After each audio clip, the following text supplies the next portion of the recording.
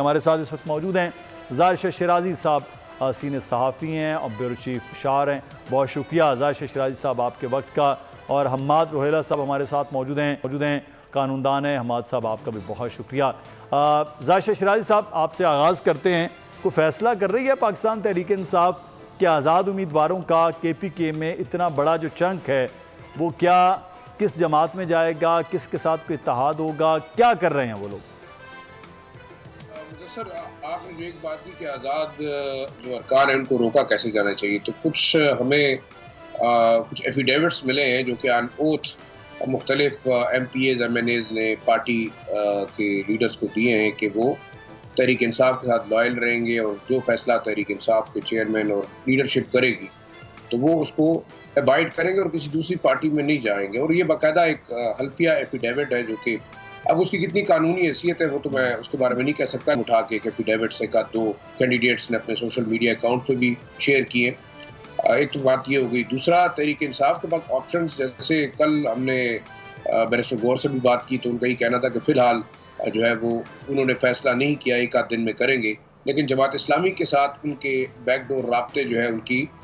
جو local leadership ہے وہ کر رہی ہے۔ سابق سینیٹر جو تھے محمد علی صاحب، ان کی اور یہاں پہ لوکل لیڈرز کی بات ہوئی ہے کہ اگر تحریک انصاف کے ممبرز شامل ہونا چاہیں جماعت اسلامی تو اس حوالے سے بات چیت جو ہے وہ شاید جاری ہے۔ اور سراج الحق صاحب نے بھی کل ہمارے ساتھ بول میں بات چیت کرتے ہوئے تصدیق کی تھی کہ ہیلو ہو رہی ہے، ابھی معاملات طے نہیں ہوئے۔ تو دیکھیں، اگر تحریک انصاف قانونی طور پہ انٹیکٹ نہیں ہے، لیکن آبویسلی یہاں پہ 90 سے زیادہ سیٹیں ہیں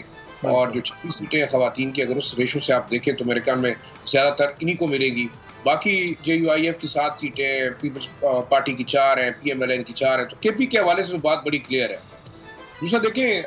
آپ نے جو بار بار جوڑ توڑ کی بات کی، بے شک اس وقت ایک ہی آپشن ہے، اگر پیپلز پارٹی اور پی ایم ایل این مل کے حکومت بناتے ہیں تو پھر تو تمام چیزیں تقسیم ہو سکتی ہیں۔ اور اس وقت میں میرے خیال میں تحریک انصاف کے جو آزاد ارکان ہیں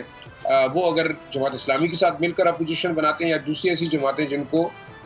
یہ دو جماعتیں اپنے ساتھ شامل نہیں کرنا چاہتی، لیکن ایک بات ہے، وہی پی ڈی ایم کا فارمولہ ہے اور اپنے خیال میں تمام جماعتیں شامل ہوں گی۔ اس صورت میں پنجاب اور بلوچستان ان کی حکومتیں بھی ان دو پارٹیز کے درمیان تقسیم ہوگی، سندھ اوورآل ویسے ہی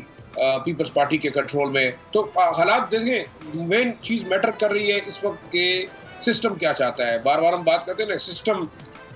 کس چاہ رہا ہے اور کیسے کرنا چاہ رہا ہے، کیونکہ 55 کے قریب ایسی درخواستیں ہیں جو کہ اس کے اوپر نیشنل اسمبلی کی سیٹیں، اس کے اوپر شاید ہو سکتا ہے ریویو ہو جائے۔ آج خیبر پختونخوا میں جو تحریک انصاف سے ریلیٹڈ انڈیپینڈنٹ کی منسٹرز ہارے ہیں، انہوں نے ہائی کورٹ رجوع کیا ہے۔ الیکشن کمیشن جو ہے آج ان کے درخواستوں کے اوپر شاید ہو سکتا ہے ریویو آرڈر جاری کر دے۔ تو دیکھیں، انٹرسٹنگ صورتحال بن سکتی ہے، لیکن امپورٹنٹ اگین وہی چیز ہے کہ اگر آپ نے وہی سسٹم چلانا تھا اور جس کے اندر عوامی مینڈیٹ